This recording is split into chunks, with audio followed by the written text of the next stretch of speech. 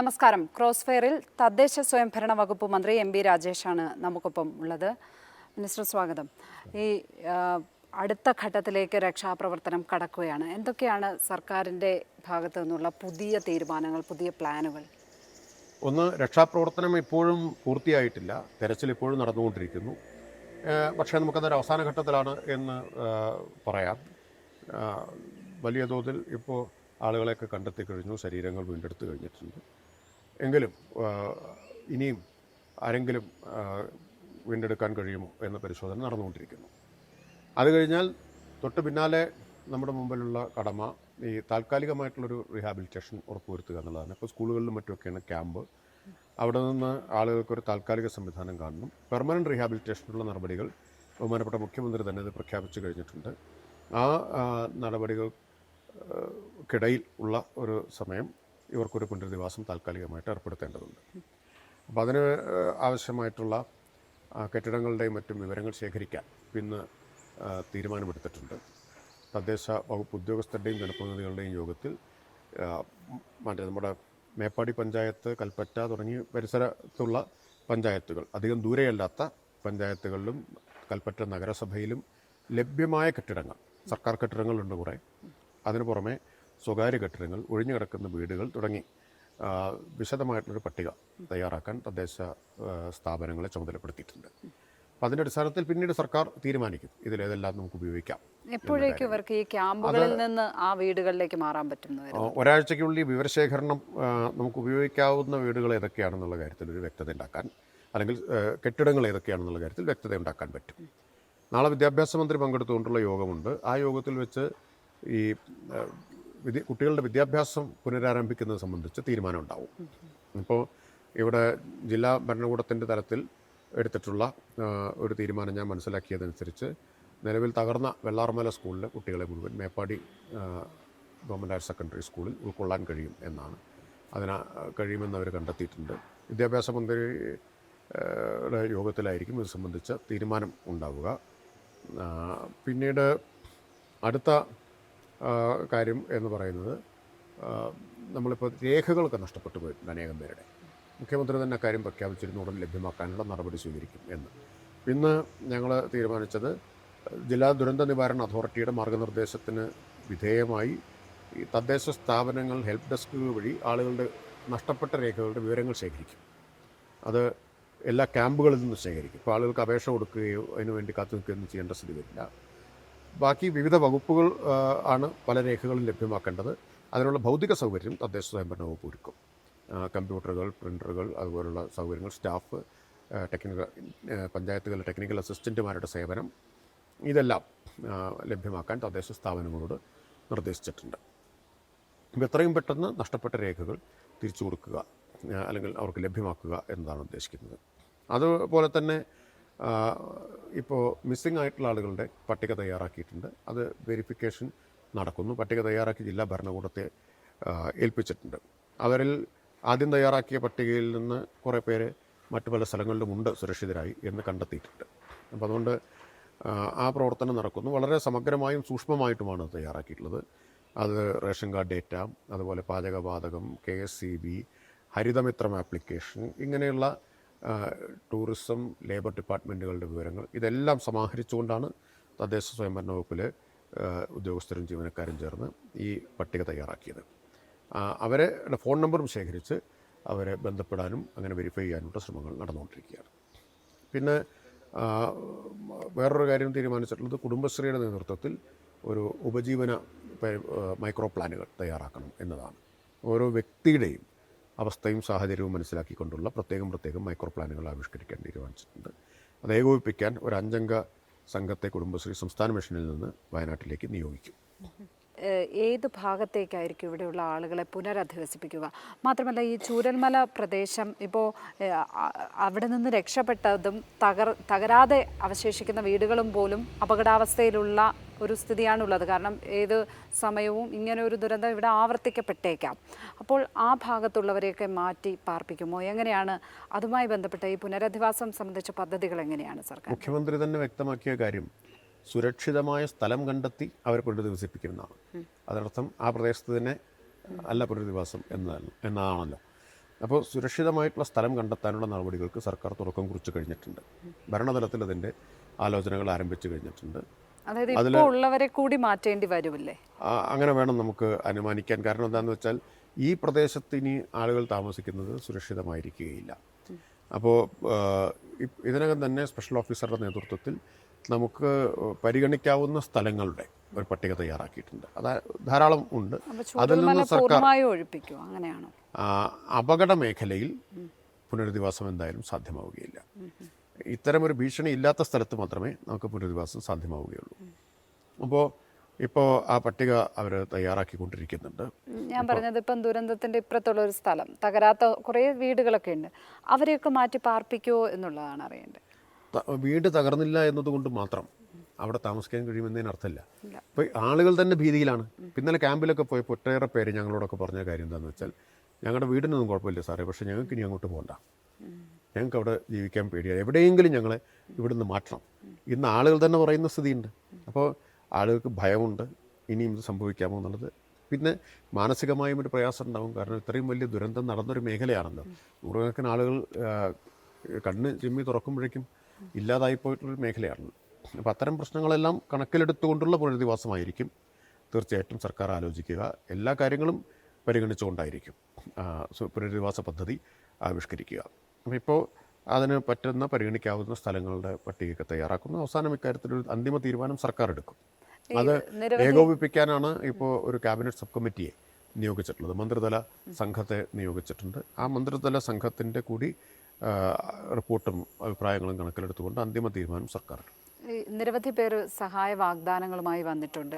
മുമ്പുമൊക്കെ ദുരന്തങ്ങൾ വരുമ്പോൾ അങ്ങനത്തെ വാഗ്ദാനങ്ങൾ വരാറുണ്ട്. പക്ഷേ പ്രയോഗതലത്തിൽ വരുമ്പോൾ പലരും പിന്മാറുന്നത് കണ്ടിട്ടുണ്ട്.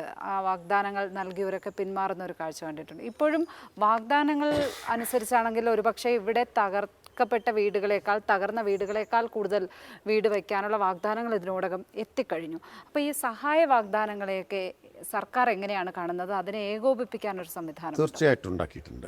സർക്കാർ സഹായ വാഗ്ദാനങ്ങളെ സർക്കാർ അങ്ങേയറ്റം വിലമതിക്കുന്നു. അതിനെ വളരെ വളരെ ആദരവോടുകൂടിയാണ് സർക്കാർ കാണുന്നത്. ഈ പറഞ്ഞതുപോലെ ചിലപ്പോൾ അപ്പോഴത്തെ ആവേശത്തിന് വാഗ്ദാനം പ്രഖ്യാപിക്കുന്നവരും പിൻവാങ്ങുന്നവരും ഒക്കെ അപൂർവമായിട്ടുണ്ടാകാം. പക്ഷേ പൊതുവിൽ കേരളത്തിൻ്റെ തന്നെ ഒരു പ്രത്യേകത എന്താണെന്ന് ചോദിച്ചാൽ, അത് ലോകത്ത് മറ്റൊരു സമൂഹത്തിനും കാണാത്തതാണ്. ഇത്തരമൊരു ദുരന്തം സംഭവിച്ചാൽ കഴിഞ്ഞ പ്രളയകാലത്ത് നമ്മൾ കണ്ടു, കോവിഡ് മഹാമാരിയുടെ കാലത്ത് കണ്ടു, ഒരുമിച്ച് നിൽക്കുക എന്നത് കേരളത്തിൻ്റെ ഒരു പ്രത്യേകതയാണ്. സഹായം ഒരു പെരുമഴയായിട്ട് പെയ്യുന്ന കാഴ്ചയാണ് നമുക്ക് കാണാൻ പറ്റുന്നത്. എനിക്ക് 2018 പ്രളയത്തിൻ്റെ അനുഭവമുണ്ട്. 2018 പ്രളയകാലത്ത് പാലക്കാട് MP ആയിരുന്നു. ഇൻഡോർ സ്റ്റേഡിയം നിറഞ്ഞ് കവിയുന്ന തരത്തിലുള്ള സഹായ പ്രവാഹമെന്ന് കേരളത്തിന് കിട്ടി. പിന്നീട് ഇപ്പോൾ ഞാൻ ഇവിടുത്തെ കളക്ഷൻ സെൻറ്ററിലൊന്ന് സന്ദർശിച്ചിരുന്നു. അവിടെയും ഇതുപോലെയാണ്. അവിടെ വലിയ തോതിലാണ് സഹായം വന്ന് കുമിയുന്നത്. പിന്നെ വാഗ്ദാനങ്ങൾ ധാരാളം വരുന്നു. ഇപ്പോൾ മന്ത്രിമാരെ എല്ലാം വിളിച്ച് വ്യക്തിപരമായിട്ട് വാഗ്ദാനങ്ങൾ നൽകുന്നവരുണ്ട്. എന്നെ വിളിച്ച് അനേകം പേർ ഇതിനകം പറഞ്ഞു കഴിഞ്ഞിട്ടുണ്ട്. എല്ലാ മന്ത്രിമാരുടെയും അനുഭവം ഇതാണ്. പലതരത്തിലുള്ള വാഗ്ദാനങ്ങൾ ആളുകൾ നൽകുന്നുണ്ട്. ഇതെല്ലാം ഏകോപിപ്പിക്കാൻ, ഇങ്ങനെ ഈ വാഗ്ദാനങ്ങൾ ഉണ്ടാവുന്നത് ഇങ്ങനെ പല ആളുകൾ പലരെ വിളിച്ച്, പരിചയമുള്ളവരെ വിളിച്ച് പറയുന്നു എന്ന സ്ഥിതിക്ക് പകരം ഇതിനെ ഏകോപിപ്പിക്കാൻ, ചാനലൈസ് ചെയ്യുന്നതിന് വേണ്ടി, ഒപ്പം ഇതിനൊരു പൊതുവായ രൂപമുണ്ടാക്കുന്നതിന് വേണ്ടിയിട്ടാണ് സർക്കാർ ഒരു പോർട്ടൽ ആരംഭിച്ചിട്ടുള്ളത്. നേരത്തെ വയനാട് കളക്ടറായിരുന്ന ഗീത IAS അതിൻ്റെ ചുമതലക്കാരിയായിട്ടും നിശ്ചയിച്ചിട്ടുണ്ട്. അപ്പോൾ ആ പോർട്ടലിലേക്ക് വഴി ഇതെല്ലാം പൂൾ ചെയ്യാൻ പറ്റും. ഈ കാലാവസ്ഥാ മുന്നറിയിപ്പുകളുമായി ബന്ധപ്പെട്ട് ഈ ദുരന്തം എന്തെങ്കിലും പുതിയ പാഠങ്ങൾ സർക്കാരിന് നൽകുന്നുണ്ടോ? പ്രത്യേകിച്ചും മേപ്പാടി പഞ്ചായത്ത് നോക്കുമ്പോൾ അതിവർഷമായിരുന്നു. ഒരുപക്ഷെ കേരളത്തിൽ ഏറ്റവും കൂടുതൽ മഴ പെയ്തത് മേപ്പാടി പഞ്ചായത്തിൽ. വയനാട് നോക്കുകയാണെങ്കിൽ 14% കുറവ് മഴയാണ് രേഖപ്പെടുത്തിയിരിക്കുന്നത്. അപ്പോൾ ആ ഒരു കാര്യത്തിൽ നമുക്ക് മുന്നറിയിപ്പുകൾ, അലേർട്ടുകൾ നൽകുന്ന കാര്യത്തിൽ എനിക്ക് തോന്നുന്നു പുതിയൊരു പാഠം കൂടി നൽകുന്നുണ്ട് ഈ ദുരന്തം. തീർച്ചയായും കാലാവസ്ഥാ വ്യതിയാനത്തെക്കുറിച്ച് നമ്മൾ കുറച്ച് കാലമായിട്ട് ചർച്ച ചെയ്യുന്നു. നമ്മുടെ എല്ലാം സാധാരണ സംഭാഷണങ്ങളിൽ ധാരാളമായിട്ട് ഇപ്പോൾ അത് കടന്നു വരുന്നുണ്ട്. പക്ഷേ കാലാവസ്ഥാ വ്യതിയാനമാണ് ഇനി കേരളം നേരിടാൻ പോകുന്ന ഏറ്റവും വലിയ വെല്ലുവിളി എന്ന പാഠമാണ് ഇത് പഠിപ്പിച്ചിട്ടുള്ളത്. എന്ന് പറഞ്ഞാൽ പല പ്രശ്നങ്ങളിലൊന്ന് എന്ന നിലയിലല്ല, കേരളം അഭിമുഖീകരിക്കാൻ പോകുന്ന ഏറ്റവും സീരിയസ് ആയിട്ടുള്ള വെല്ലുവിളി കാലാവസ്ഥാ വ്യതിയാനത്തിൻ്റേതാണ്. അത് ശാസ്ത്രീയമായി തന്നെ തെളിയിക്കപ്പെട്ടിട്ടുണ്ട്. ഇപ്പോൾ അടുത്ത കാലത്ത് വന്ന ഒരു അന്താരാഷ്ട്ര തലത്തിൽ നിന്ന പഠനം ലോകത്തെ കാലാവസ്ഥാ വ്യതിയാനത്തിന് വൾണറബിളായിട്ടുള്ള ഏറ്റവും വൾണറബിളായിട്ടുള്ള 50 സ്ഥലങ്ങളിൽ ഒന്നായിട്ട് കേരളത്തെ അടയാളപ്പെടുത്തിയിട്ടുണ്ട്. എക്സ്ട്രീം ക്ലൈമറ്റിക് ചേഞ്ചസ് ഏറ്റവും കൂടുതൽ അഫക്റ്റ് ചെയ്യപ്പെടുന്ന ഒരു സ്ഥലം കേരളമാണ് എന്നത്. അത് കേവലം ഒരു പഠനത്തിലെ കണ്ടെത്തൽ മാത്രമല്ല എന്ന് ഈ മേപ്പാടി ദുരന്തം നമ്മളെ പഠിപ്പിച്ചു. ഇത് വരാനിരിക്കുന്നൊരു ഭീഷണിയല്ല, നമ്മുടെ കൺമുന്നിൽ സംഭവിച്ചു കഴിഞ്ഞ ഒന്നാണ്. ഇനിയും ജില്ലകളിലെ ശരാശരിയാണ് മഴയ്ക്ക് നമ്മൾ കണക്കാക്കുന്നത്. അത് മാറി.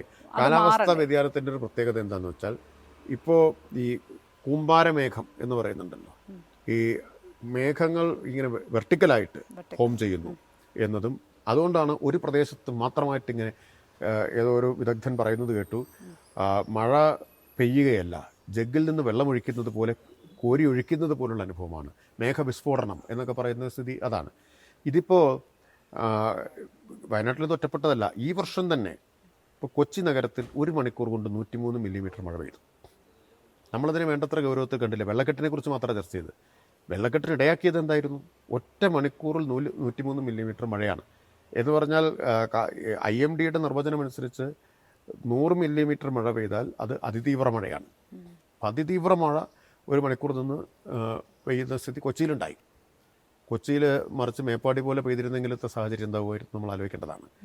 ഇവിടെ 48 മണിക്കൂറിൽ നമുക്ക് കിട്ടിയത് 572 മില്ലിമീറ്റർ മഴയാണ്. ആ മഴവെള്ളം ഉൾക്കൊള്ളാൻ കഴിയാത്ത തരത്തിൽ അതുണ്ടാക്കിയ സമ്മർദ്ദമാണല്ലോ ഈ ഉരുൾപൊട്ടലിനിടയാക്കിയത്. സാധാരണഗതിയിൽ ഉരുൾപൊട്ടലല്ല ഇത്, ഒരുതരം ഡാം ബ്ലാസ്റ്റ് എന്നൊക്കെ പറയുന്ന പോലെ, ഡാമൊക്കെ പൊട്ടിത്തെറിക്കുന്നത് പോലെ ഉള്ള ഒരു അനുഭവമായിട്ടാണ് ഇത് വന്നത്. അതുകൊണ്ടാണ് ദുരന്തമുഖത്ത് പോയപ്പോൾ നമുക്ക് അവിശ്വസനീയമായി തോന്നും. അനേക ടൺ ഭാരമുള്ള കൂറ്റൻ പാറകൾ, ഒന്നല്ല കൂറ്റൻ പാറകൾ ഉരുണ്ട് 8-10 കിലോമീറ്റർ ഒഴുകി വന്നിരിക്കുകയാണ്. അപ്പോൾ എന്തായിരിക്കണം വെള്ളത്തിൻ്റെ ശക്തി എന്നുള്ളത് നമുക്ക് ഊഹിക്കാവുന്നതാണ്. ഈ നമ്മളെല്ലാം നിന്നാൽ ഇങ്ങനെ ആകാശത്തേക്ക് നോക്കുന്ന പോലെ നോക്കുന്ന തരത്തിലുള്ള പാറകളാണല്ലോ അത് ഒഴുകി വന്ന് എത്രയോ മീറ്റർ ഉയരത്തിലെത്തിയിരിക്കുന്നു. അപ്പം അത്രയും വെള്ളം ഈ അതിശക്തമായിട്ട് ഉണ്ടായൊരു വലിയ എർത്ത്ക്വാക്ക് പോലെയോ ഭൂകമ്പം പോലെയോ അല്ലെങ്കിൽ ഒരു ഡാം പൊട്ടിയതുപോലെയോ ഒക്കെയുള്ള ഒരു അനുഭവമാണ് ഇത്തവണ ഉണ്ടായിട്ടുള്ളത്. അതിൻ്റെ പ്രധാന കാരണം കാലാവസ്ഥാ വ്യതിയാനം മൂലമുണ്ടായ അതിതീവ്രമായിട്ടുള്ള മഴയാണ്. അപ്പം അത് നമ്മൾ നേരിടാൻ നമുക്ക് വൈദഗ്ധ്യം വേണം, തയ്യാറെടുപ്പുകൾ വേണം. ഇത് 2018 പ്രളയത്തിന് ശേഷം തന്നെ സർക്കാർ കണ്ടിട്ടുള്ള കാര്യമാണ് കേട്ടോ. അതുകൊണ്ടാണ് ഇന്ത്യയിൽ local action plan on climate ചേഞ്ചുള്ള ഏക സംസ്ഥാനം കേരളമാണ്. 2018 ശേഷം ഉള്ള അനുഭവത്തിൻ്റെ അടിസ്ഥാനത്തിൽ നമ്മുടെ മുന്നറിയിപ്പുകൾ അങ്ങനെ പോകുന്നില്ല. മുന്നറിയിപ്പ് ഇപ്പം നമ്മൾ ആശ്രയിക്കുന്ന മുന്നറിയിപ്പുകൾ ഏതാണ്? പ്രധാനമായിട്ടും ഒന്ന് IMDയുടേതാണ്, മഴ സംബന്ധിച്ച് IMD. ജിയോളജിക്കൽ സർവേ ഓഫ് ഇന്ത്യയുടെ മുന്നറിയിപ്പാണ് ലാൻഡ്സ്ലൈഡിൻ്റെ കാര്യത്തിൽ നമ്മൾ പരിഗണിക്കുന്നത്. ആ 2 മുന്നറിയിപ്പ് തവണ പാളിപ്പോയി എന്ന് വേണമെങ്കിൽ പറയാം. കാരണം IMDയുടെ മുന്നറിയിപ്പ് എന്തായിരുന്നു? 48 മണിക്കൂറിൽ നമുക്ക് 115 മുതൽ 204 മില്ലിമീറ്റർ വരെ മഴ കിട്ടുന്നതാണ്. കിട്ടിയത് 572 മില്ലിമീറ്ററാണ്. ജിയോളജിക്കൽ സർവേ ഓഫ് ഇന്ത്യയുടെ ലാൻഡ്സ്ലൈഡ് അലർട്ട് ഗ്രീൻ ആയിരുന്നു. ഗ്രീൻ എന്ന് പറഞ്ഞാൽ അപകടകരമായിട്ടുള്ളൊരു അലർട്ടല്ല. പക്ഷേ സംഭവിച്ചതോ റെഡ് അലർട്ടിനും അപ്പുറമുള്ള ഒന്നാണ്. എന്ന് പറഞ്ഞാൽ ഒരു തരത്തിലും സാധാരണ പരമാവധി ഒരു 500 മീറ്റർ 1 കിലോമീറ്റർ ഒക്കെയാണെന്നാണ് അനുഭവസ്ഥരും വിദഗ്ധരും പറയുന്നത്. ഒരു ലാൻഡ്സ്ലൈഡിൻ്റെ ഒരു റേഡിയസ് എന്ന് പറഞ്ഞാൽ അത്രയും റേഡിയസിലാണ് നാശനഷ്ടങ്ങൾ ഉണ്ടാക്കുക. ഇവിടെ ഇതിൻ്റെ പ്രഭവ കേന്ദ്രത്തിൽ നിന്ന് ചൂരൽമലയിലേക്കുള്ള ദൂരം എന്ന് പറഞ്ഞാൽ ഏതാണ്ട് 10 കിലോമീറ്ററാണ്. അത്രയും ദൂരം തുടച്ചു നീക്കുകയാണ് ചെയ്തത്. അപ്പോൾ ഈ മാനദണ്ഡം മാറേണ്ടതല്ലേ മുന്നറിയിപ്പുകളുടെ? മാനദണ്ഡം മാറണം. അതിന് കുറേ കൂടി ശാസ്ത്രീയവും കൃത്യത കൈവരിക്കാൻ എന്ത് ചെയ്യാൻ പറ്റും എന്നുള്ളത് നോക്കേണ്ടതാണ്. ഇത് വിദഗ്ധരെ ആലോചിക്കാം. അതെ അത്തരം കാര്യങ്ങൾ നമുക്ക് നോക്കേണ്ടതുണ്ട്. നമ്മളിപ്പോൾ ചെയ്ത കാര്യങ്ങൾ എനിക്ക് പറയാൻ കഴിയാവുന്നത്, ഒന്ന് 265 തദ്ദേശ സ്ഥാപനങ്ങൾ local action plan on climate change ഉണ്ടാക്കി കഴിഞ്ഞു. പിന്നെ നമ്മളൊരു DCAT എന്ന് പറയുന്ന ടൂൾ ഡെവലപ്പ് ചെയ്തിട്ടുണ്ട്. അതായത് DCAT എന്ന് പറഞ്ഞാൽ ഡിസാസ്റ്റർ ആൻഡ് ക്ലൈമറ്റ് ആക്ഷൻ ട്രാക്കറാണ്. അതായത് ഡിസാസ്റ്ററിനെയും ക്ലൈമറ്റ് ചേഞ്ചിനെയും നേരിടാൻ തദ്ദേശ സ്ഥാപനങ്ങൾ സ്വീകരിച്ച നടപടികൾ ഇവാലുവേറ്റ് ചെയ്യുന്നതിനുള്ള ഒരു ടൂളാണ്. പ്രോജക്റ്റ് പ്ലാനിങ്, പിന്നെ മറ്റ് നടപടികൾ എന്തെല്ലാം സ്വീകരിച്ചിട്ടുണ്ട് എന്ന് ഇവാലുവേറ്റ് ചെയ്യാൻ വേണ്ടിയുള്ള ടൂള് നമ്മൾ ഡെവലപ്പ് ചെയ്തിട്ടുണ്ട്. ഇത് മറ്റേ local action plan on climate change UNDPയും കിലയും ചേർന്നാണ് സംയുക്തമായി വികസിപ്പിച്ചു. യുണൈറ്റഡ് നേഷൻസ് ഡെവലപ്മെൻറ്റ് പ്രോഗ്രാമും കേരള ഇൻസ്റ്റിറ്റ്യൂട്ട് ഫോർ ലോക്കൽ അഡ്മിനിസ്ട്രേഷനും കൂടി ചേർന്ന് ഡെവലപ്പ് ചെയ്തിട്ടുള്ള ഒന്നാണ്. അതിന് പുറമെ നമ്മളിപ്പോൾ റിസ്ക് ഇൻഫോം മാസ്റ്റർ പ്ലാനുകൾ, പമ്പ ബേസിനിൽ, ഗ്രേറ്റർ പമ്പ ബേസിനിൽ എന്ന് പറഞ്ഞാൽ ഇടുക്കി, കോട്ടയം, പത്തനംതിട്ട, ആലപ്പുഴ, ഈ 4 ജില്ലകളിലെ നഗരപ്രദേശങ്ങൾക്കായിട്ട് റിസ്ക് ഇൻഫോം മാസ്റ്റർ പ്ലാനുകൾ ആവിഷ്കരിച്ചിട്ടുണ്ട്. അപ്പോൾ 2026 ജൂൺ ആകുമ്പോഴേക്കും 4 നഗരങ്ങളിൽ ഇത് മാസ്റ്റർ പ്ലാൻ തയ്യാറാക്കണമെന്ന് കണ്ടത്. ഇപ്പോൾ 1 ഗവൺമെൻറ് സാങ്ഷൻ കൊടുത്തു കഴിഞ്ഞു, അത് ആലപ്പുഴയാണ്, സാങ്ഷൻഡാണ്. ഇനി ചെങ്ങന്നൂർ ഏറ്റവും കൂടുതൽ 2018 ഫ്ലഡിൽ അഫക്റ്റ് ചെയ്യപ്പെട്ട നഗരമാണ്. ചെങ്ങന്നൂരിൻ്റെ റിസ്ക് ഇൻഫോം മാസ്റ്റർ പ്ലാൻ അന്തിമഘട്ടത്തിലാണ്. ചെങ്ങന്നൂർ മുനിസിപ്പൽ കൗൺസിൽ ഇനി അംഗീകരിക്കണം. അത് കഴിഞ്ഞാൽ പിന്നെ സർക്കാരിൻ്റെ അപ്രൂവൽ അതിന് കൊടുക്കും. ബാക്കി പല ഘട്ടങ്ങളിലായിട്ടാണ്. വളരെ കുറച്ച് കോംപ്ലക്സ് ആയിട്ടുള്ള ഒരു പ്രൊസീജിയറാണ്. മാത്രമല്ല ജനങ്ങൾ പെട്ടെന്ന് ഇതിനെ എതിർക്കുകയാണ് ചെയ്യുക. ഇപ്പോൾ പലപ്പോഴും വലിയ എതിർപ്പാണ് വരിക. കാരണം ഒരിക്കലൊരു പ്രളയമുണ്ടായി എന്നതുകൊണ്ട് പിന്നെ നമ്മൾ ഇത്രയും നിയന്ത്രണങ്ങൾ ആവശ്യമുണ്ടോ എന്നാണ് ആളുകൾ ചിന്തിക്കുന്നത്.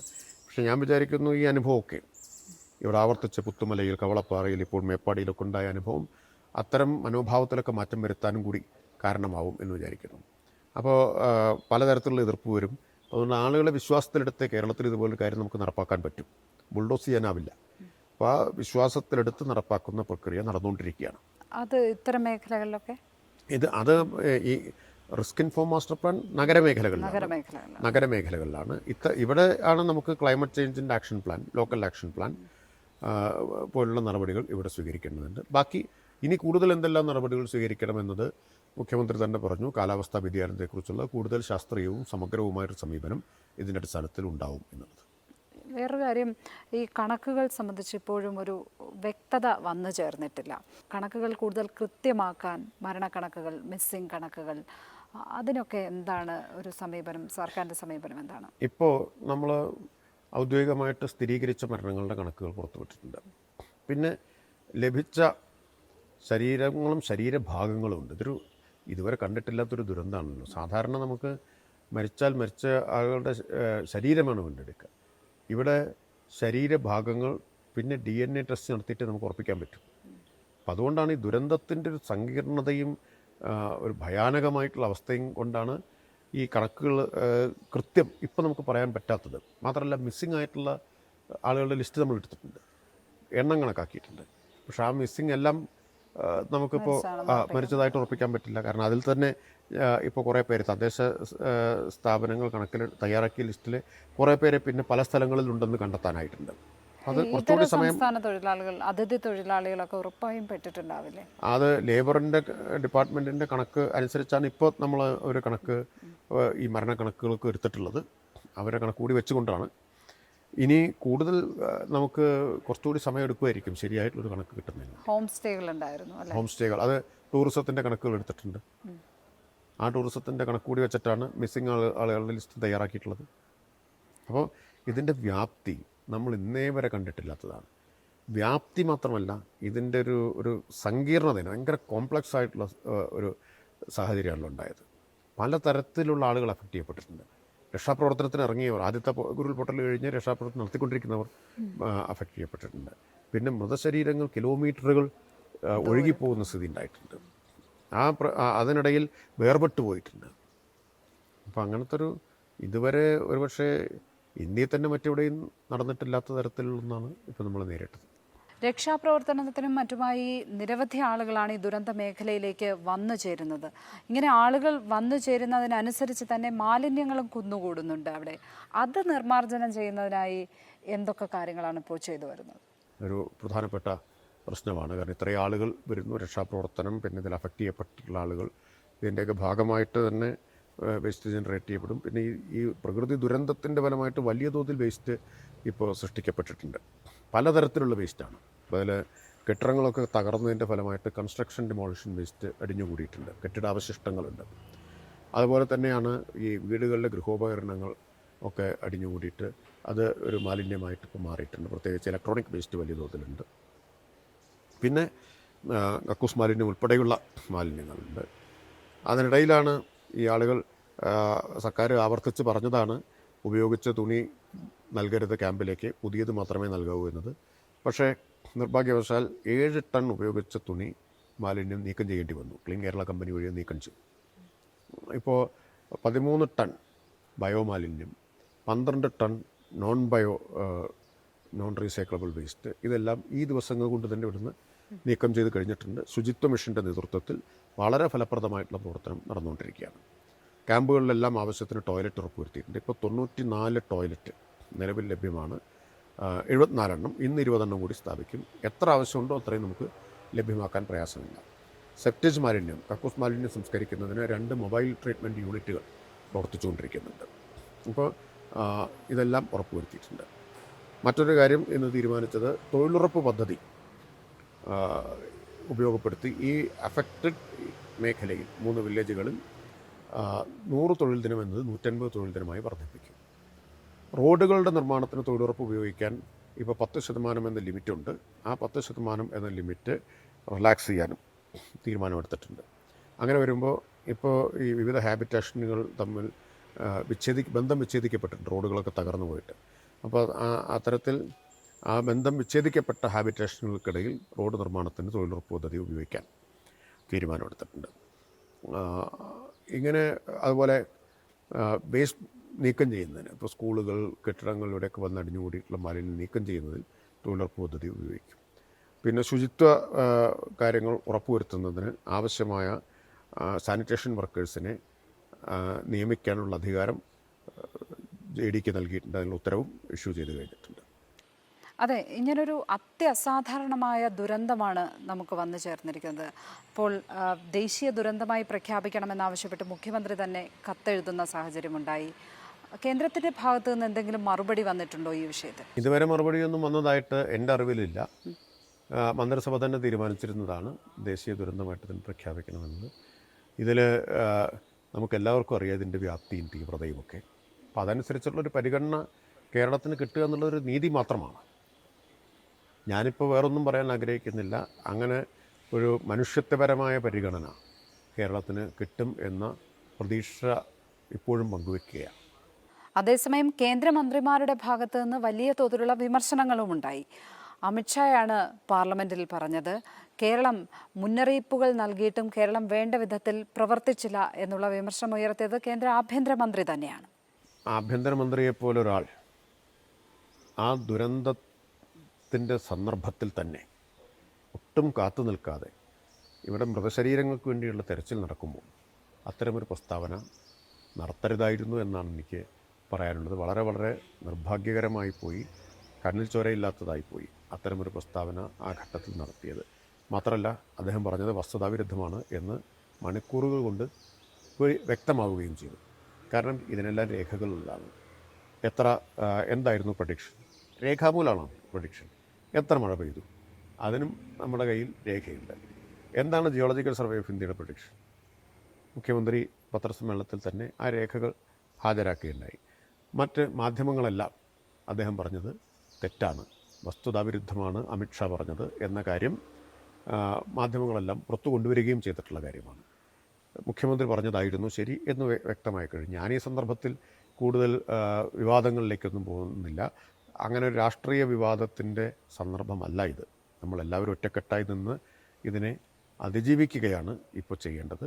അപ്പോൾ അതിന് കേരളം നേരിട്ട ദുരന്തത്തിൻ്റെ വ്യാപ്തിക്കനുസരിച്ചിട്ടുള്ള ഒരു പരിഗണന കേരളത്തിന് കിട്ടാതിരിക്കേണ്ട യാതൊരു കാര്യമില്ല. കിട്ടുമെന്ന പ്രതീക്ഷ തന്നെയാണ് ഞങ്ങൾക്കുള്ളത്.